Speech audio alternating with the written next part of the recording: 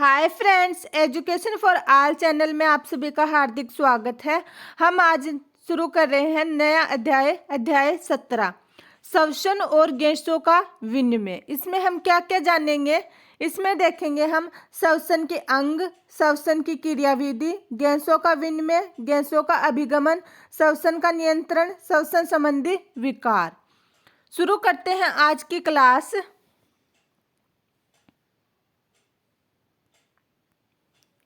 जैसा कि आप पहले पढ़ चुके हैं, संजीव पोषक तत्वों जैसे ग्लूकोज को तोड़ने के लिए ऑक्सीजन का परोक्ष रूप से उपयोग करते हैं, जिससे विभिन्न क्रियाओं को संपादित करने के लिए आवश्यक ऊर्जा प्राप्त होती है। उपरोक्त अपचयी क्रियाओं में कार्बन डाइऑक्साइड भी मुक्त होती है, जो हानिकारक है। इसलिए यह आवश्यक है कि कोशिकाओं को लगातार ऑक्सीजन उपलब्ध कराई जाए और कार्बन डाइऑक्साइड को बाहर मुक्त किया जाए। वायुमंडलीय ऑक्सीजन और कोशिकाओं में उत्पन्न कार्बन डाइऑक्साइड के आदान प्रदान विनिमय की इस प्रक्रिया को श्वसन, ब्रीथिंग, सामान्यतः श्वसन, रेस्पिरेशन कहते हैं। क्या कि जो वायुमंडल में उपस्थित ऑक्सीजन को लेना और शरीर से कार्बन डाइऑक्साइड को छोड़ना क्या कहलाएगा? श्वसन या श्वसन कहलाएगा। अपने हाथों को अपने सीने पर रखिए।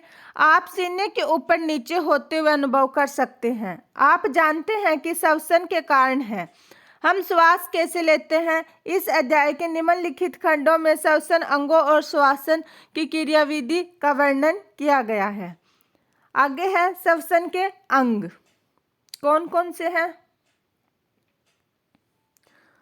प्राणियों के विभिन्न वर्गों के बीच श्वसन की क्रियाविधि उनके निवास और संगठन के अनुसार बदलती है। निम्न एकशेरुकी जैसे स्पंज, सिलेंट्रेटा, चपटे कृमि आदि ऑक्सीजन और कार्बन डाइऑक्साइड का आदान प्रदान अपने सारे शरीर की सतह से सरल विसरण द्वारा करते हैं। क्या कहा गया है? जो निम्न एकशेरुकी जैसे स्पंज, सिलेंट्रेटा, चपटे कृमि आदि ऑक्सीजन और कार्बन डाइऑक्साइड का आदान प्रदान अपने सारे शरीर की सतह से सरल विसरण द्वारा करते हैं। और केंचुए अपनी आदर क्यूटिकल को श्वसन के लिए उपयोग करते हैं। कीटों के शरीर में नलिकाओं का एक जाल होता है। एक बार फिर से रिपीट करते हैं। जो स्पंज, सिलेंट्रेटा, चपटे कृमि है, वो श्वसन क्रिया किसके द्वारा करेंगे? अपने सारे शरीर के द्वारा। क्या क्या है? स्पंज, सिलेंट्रेटा, चपटे कृमि है, वो जो श्वसन की क्रिया है वो किसके द्वारा करेंगे? सारे शरीर के द्वारा। जबकि केंचुए अपनी आदर क्यूटिकल को श्वसन के लिए उपयोग करते हैं। केंचुओं में श्वसन अंग कौन सा होगा? आदर क्यूटिकल उसके अंदर। आगे, कीटों में शरीर के नलिकाओं का एक जाल होता है, जिनसे वातावरण की वायु का उनके शरीर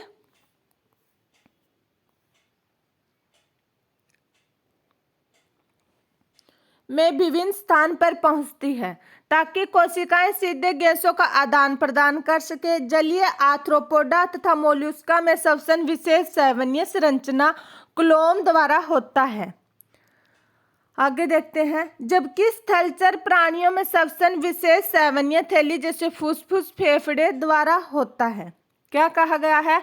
जो आर्थ्रोपोडा और मोलस्क है उनमें क्या किसके द्वारा होगा श्वसन? क्लोम या गिल के द्वारा। और जो स्थलचर मतलब स्थल पर रहने वाले प्राणियों में श्वसन किसके द्वारा होता है? फुफ्फुस या फेफड़ों के द्वारा। कशेरुकों में मछलियां क्लोम गिल द्वारा श्वसन करती हैं। मछलियों का श्वसन अंग कौन सा होगा? क्लोम या गिल। जबकि एम्फीबिया उभयचर कौन से होते हैं? जो जल और स्थल दोनों पर पाए जाते हैं। सरीसृप, पक्षी और स्तनधारी फेफड़ों द्वारा श्वसन करते हैं। क्या कहा गया है?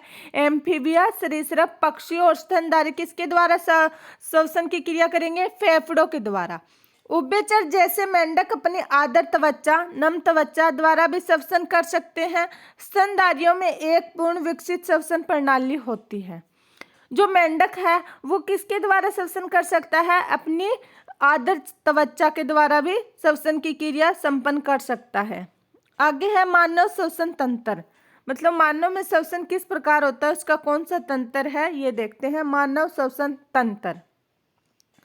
हमारे एक जोड़ी ब्रहा नासाद्वार होते हैं।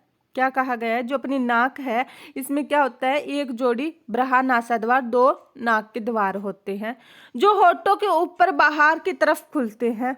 ये नासा मार्ग द्वारा नासा कक्ष तक पहुंचते हैं। जो नासा मार्ग द्वारा कहाँ पर पहुंचेंगे, नासा कक्ष तक पहुंचेंगे।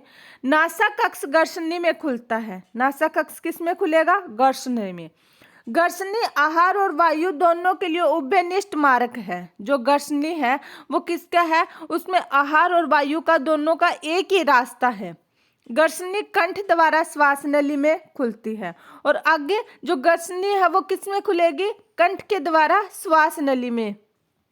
कंठ एक उपास्थि पेटिका है जो ध्वनि उत्पादन में सहायता करता है, इसलिए इसे ध्वनि पेटिका भी कहा जाता है। कंठ क्या है, एक उपास्थि में पेटिका है जो क्या करेगा, ध्वनि को बनाएगा या ध्वनि क्रिएट करता है, इसलिए इसे क्या कहेंगे, ध्वनि पेटिका।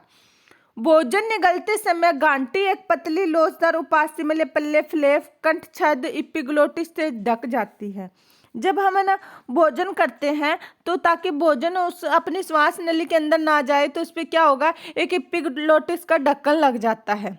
और कई बार खाते खाते जब हम बोलते हैं और भोजन खाते हैं तो हमारी श्वास नली में भोजन चला जाता है तो हमें खांसी आने लग जाती है। ये किसके कारण होता है, जब श्वास नली में भोजन चला जाता है तब, जिससे आहार गर्शनी से कंठ में प्रवेश न कर सके। मतलब इपिग्लोटिस क्या करेगा, जो अपना भोजन है वो श्वास नली या कंठ में ना जाए, इसलिए वो ढक्कन का काम करता है। कंठ छद बोलते हैं जिसे इंग्लिश में इपिग्लोटिस कहते हैं। श्वास नली एक सीधी नलिका है जो वक्ष गुहा के मध्य तक पांचवीं वक्षीय कशेरुकों तक दाईं और बाईं दो प्राथमिक श्वसनियों में विभाजित होती है।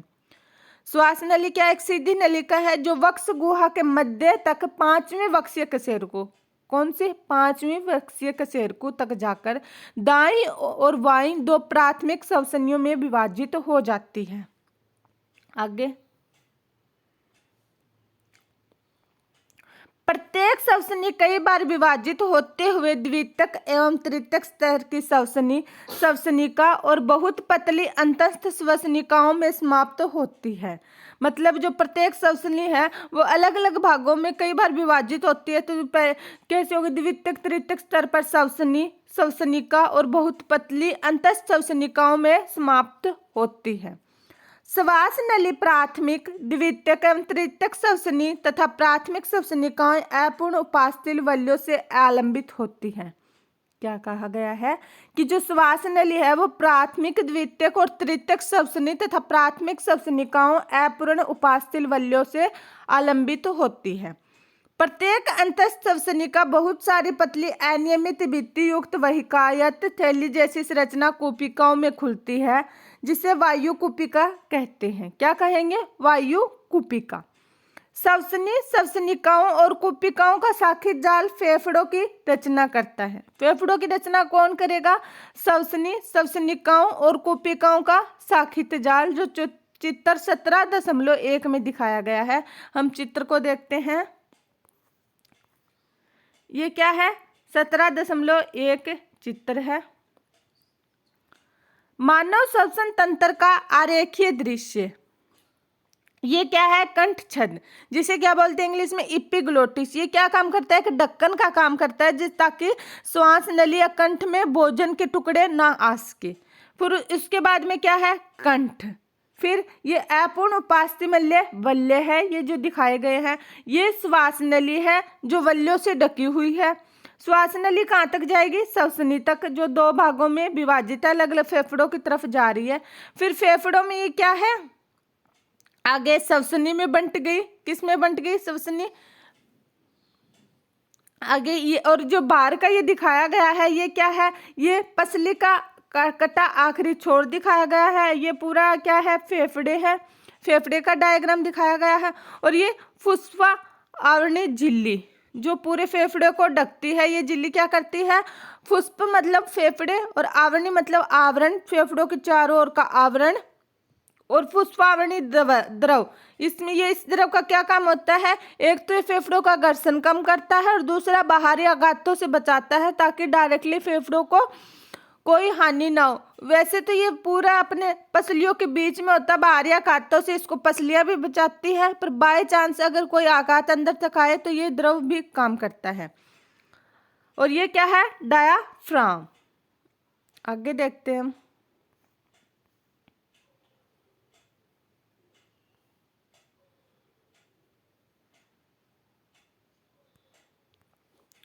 हमारे दो फेफड़े हैं जो एक द्विस्तरीय फुस्पावरण प्लूरा से ढके होते हैं, मतलब दो स्तरों वाली फुस्पावरण मतलब फेफड़ों का आवरण से ढकी होती है, जिनके बीच फुस्पा आवरणी द्रव भरा होता है। उन दो झिल्लियों के बीच में क्या होगा? द्रव भरा होगा, जिसे हम फुस्पा आवरणी द्रव बोलेंगे। यह फेफड़ों की सतह पर घर्षण कम करता है। क्या करेगा? फेफड़ों की सतह पर घर्षण को कम करेगा। बाहरी फुस्पा आवरणी झिल्ली वक्षीय परत के निकट संपर्क में रहती है। जो बाहर वाली झिल्ली है वो किसकी रहेगी? वक्षीय परत के निकट संपर्क में रहती है, जबकि आंतरिक फुस्पा आवरणी झिल्ली फेफड़ों की सतह के संपर्क में रहती है। और जो अंदर वाली है वो क्या करेगी? फेफड़ों की सतह पर संपर्क में रहेगी, क्योंकि बाहर वाली तो बाहर के संपर्क में रहेगी और अंदर वाली अंदर के संपर्क में रहेगी। सीधा लॉजिक है। आगे, बृहन्नासारंध्र से अंतस्थ श्वसनिकाओं का तक का भाग चालन भाग, जबकि कोशिकाएं एवं उनकी नलिकाएं श्वसन तंत्र का श्वसन या विनिमय भाग गठित करती है। चालन भाग वायुमंडलीय वायु को कोशिकाओं तक संचारित करता है, इसे बाहरी कणों से मुक्त करता है, आदर करता है, वायु को शरीर के तापक्रम तक लाता है।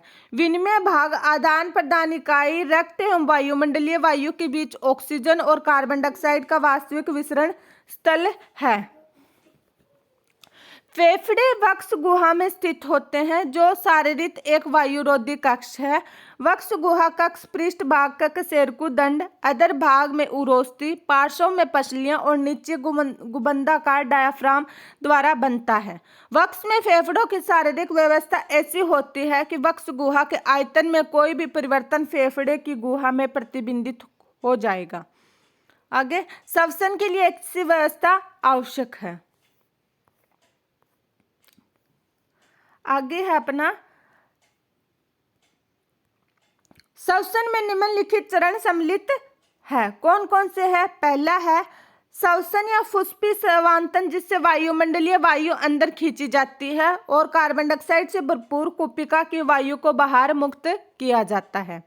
नेक्स्ट है कोशिका झिल्ली के आर पार गैसों का विसरण होता है। ये गैस कौन सी है? ऑक्सीजन और कार्बन डाइऑक्साइड। नेक्स्ट है रुधिर द्वारा गैसों का परिवहन, अभिगमन बोलेंगे। रुधिर और ऊतकों के बीच ऑक्सीजन और कार्बन डाइऑक्साइड का विसरण। लास्ट है अपचय क्रियाओं के लिए कोशिकाओं द्वारा ऑक्सीजन का उपयोग और उसके फलस्वरूप कार्बन डाइऑक्साइड का उत्पन्न होना।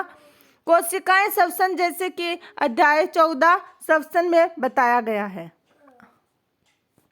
आगे है अपने श्वसन की क्रियाविधि। इसमें क्या है? श्वसन में दो चरण सम्मिलित है। कौन कौन से? अंतःश्वसन, जिसके दौरान वायुमंडलीय वायु को अंदर खींचा जाता है, और निःश्वसन, जिसके द्वारा फुसफुसी वायु को बाहर मुक्त किया जाता है। क्या है? श्वसन की दो क्रियाएं कौन कौन से? अंतःश्वसन और निःश्वसन। अंत मतलब अंदर की ओर लेना, निःश्वसन मतलब बाहर की ओर निकालना। वायु को फेफड़ों के अंदर ले जाने के लिए फेफड़ों एवं वायुमंडल के बीच दाब प्रवणता निर्मित की जाती है।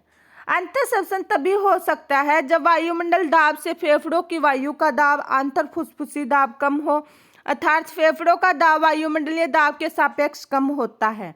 इस तरह निःश्वसन तब होता है जब आंतर फुसफुसी दाब वायुमंडलीय दाब से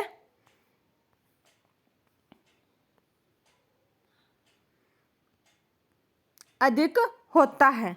मतलब जिस तरफ दाब ज्यादा होगा उस तरफ से गैस आएगी।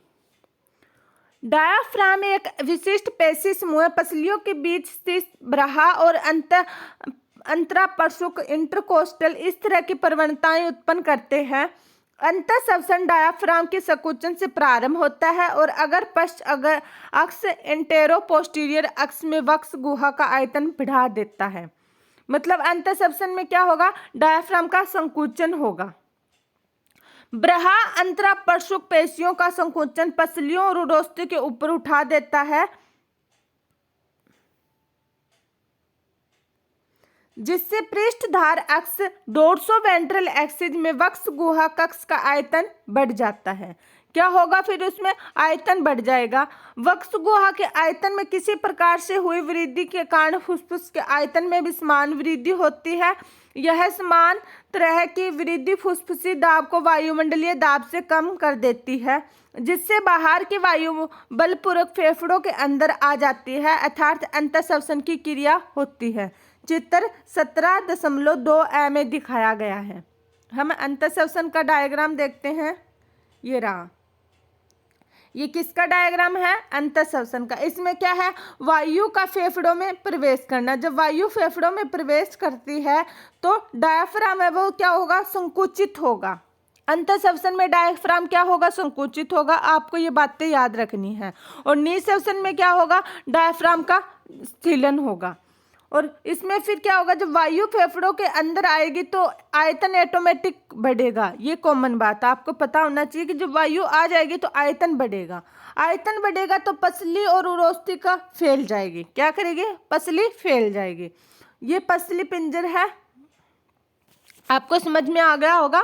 अंतःश्वसन में क्या होता है? वायु फेफड़ों के अंदर आती है, आयतन बढ़ जाएगा, पसलियां फैल जाएगी और डायाफ्राम क्या होगा? संकुचित होगा। ये 3 बातें याद रखनी है। क्या?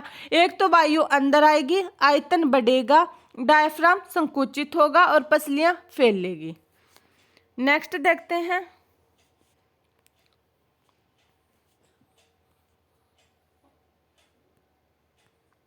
डायाफ्राम और अंतरापृष्ठ पेशियों का स्थिलन रिलैक्सेशन डायाफ्राम और उरोस्थि के अनेक सामान्य स्थान पर वापस कर देता है और वृक्कीय आयतन को घटाता है, जिससे फुफ्फुसी आयतन भी घट जाता है। इसके परिणामस्वरूप अंतरफुफ्फुसी दाब वायुमंडलीय दाब से थोड़ा अधिक हो जाता है, जिससे फेफड़ों की हवा बाहर निकल जाती है, अर्थात निःश्वसन हो जाता है। चित्र 17.2 में देखते हैं। ये किसका है? निःश्वसन का। इसमें क्या होगा? अंतःश्वसन में वायु बाहर आएगी तो इसमें क्या होगा? वायु फेफड़ों से निकलेगी। जब निकलेगी तो फिर क्या होगा? आयतन में कमी होगी। सारा उसका उल्टा होगा। आयतन में यहाँ पर कमी हो जाएगी और पस्ती और उरोस्थि मूल स्थान पर वापस लौट जाएगी। उसमें ये फैली थी तो यहाँ पर वापस अपने स्थान पर आ जाएगी। और उसमें डायाफ्राम का संकुचन हुआ था तो यहाँ पर डायाफ्राम का स्थिलन हो जाता है। क्या हो जाता है? स्थिलन हो जाता है।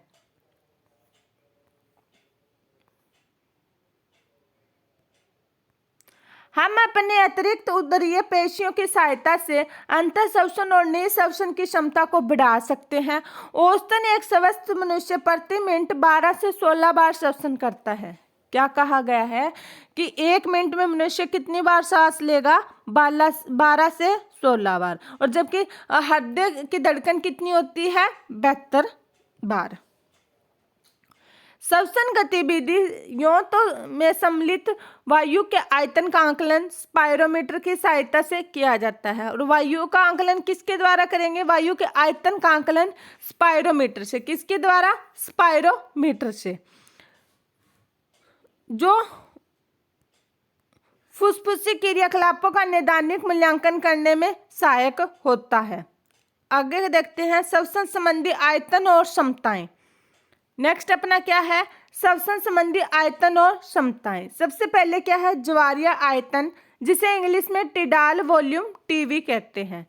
सामान्य श्वसन क्रिया के समय प्रति श्वास अंतःश्वासित या निःश्वासित वायु का आयतन यह लगभग 500 मिलीमीटर होता है। याद रखना है आपको, जो अपना ज्वारीय आयतन या टिडाल वॉल्यूम है वो कितना है? 500 मिलीमीटर। डायरेक्ट क्वेश्चन बनता है इनसे, ये मोस्ट इंपॉर्टेंट है, आपको ये हमेशा देखना है। अर्थात स्वस्थ मनुष्य लगभग 6000 से 8000 मिलीलीटर वायु प्रति मिनट की दर से अंतःश्वासित निःश्वासित कर सकता है। अपना ज्वारीय आयतन कितना होगा? 500 मिलीलीटर। ज्वारीय आयतन कितना होगा? 500 मिलीलीटर। रिपीट कीजिएगा, टिडाल वॉल्यूम या ज्वारीय आयतन कितना होगा? 500 मिलीलीटर। नेक्स्ट देखते हैं।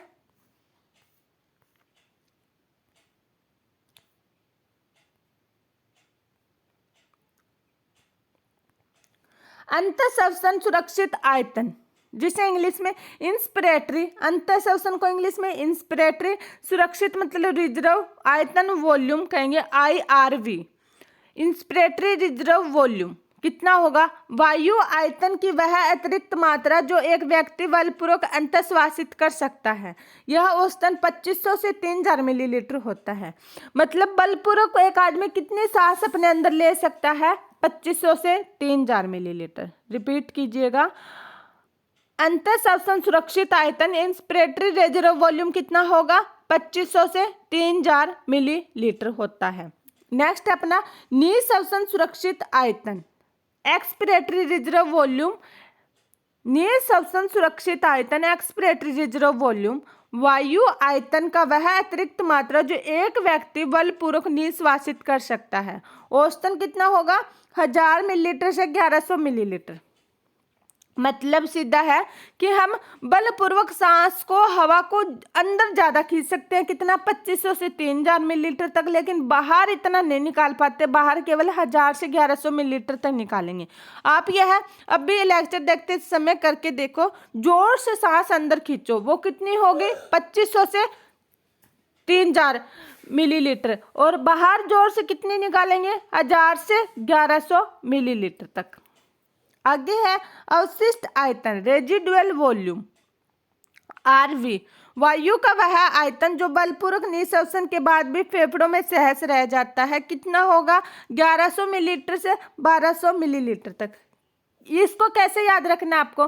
क्योंकि जब हम अंतःश्वसन करते हैं, जोर से सांस लेते हैं, तो कितनी लेते हैं? 2500 से 3000 मिलीलीटर तक।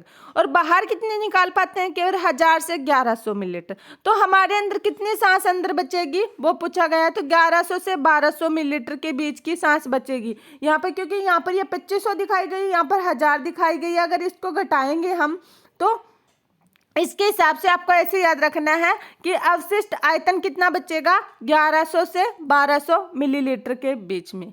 आगे ऊपर वर्णित कुछ श्वसन संबंधी आयतनों को जोड़कर फुसफुसी क्षमताएं, फुसफुसी धारिताएं निकाली जा सकती है, जिसका नैदानिक उद्देश्यों में उपयोग किया जा सकता है। उसमें क्या है? अंतःश्वसन क्षमता इंस्पिरेटरी कैपेसिटी। कैपेसिटी मतलब क्षमता, कितनी ज्यादा हम अंदर ले सकते हैं। सामान्यतः निःश्वसन उपरांत वायु की कुल मात्रा जो एक व्यक्ति अंतःश्वसित कर सकता है, जिसमें ज्वारीय आयतन और अंतःश्वसन सुरक्षित आयतन होगा। क्या क्या होगा? टिडाल वॉल्यूम और इंस्पिरेटरी रिजर्व वॉल्यूम का इसमें जोड़ होगा अंतःश्वसन में। मतलब क्योंकि जो अपना ज्वारीय आयतन है वो तो होगा और फिर कितनी बार के हम अंदर ले सकते हैं वो अंतःश्वसन होगा।